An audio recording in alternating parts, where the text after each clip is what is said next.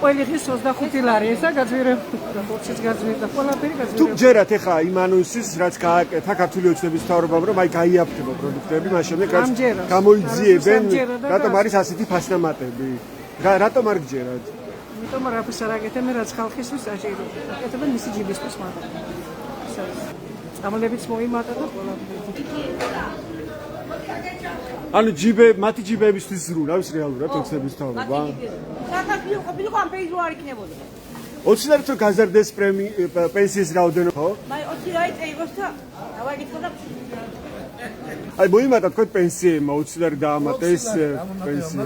მაგის თქმა მსხვენია მეთვით. პენსიონერები, მაგრამ მსხვენია მაგის თქმა. ამ ფასებთან შედარებით და კიდე ელექტროენერგია ზრდება, გაზი ზრდება, ახალი არაფერი ნული.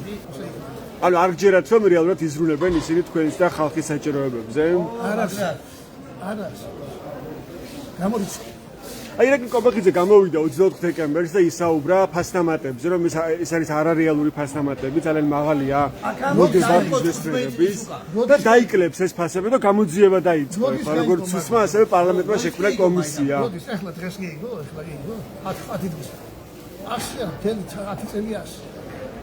მოდის ეს არის ზღაპარი, ეს არის ხალხის სატყვა რა გადაგდებოდა. კარტოფილზე გაკეთებული ხალხი. კარტოფილზე გაკეთებული ხალხი.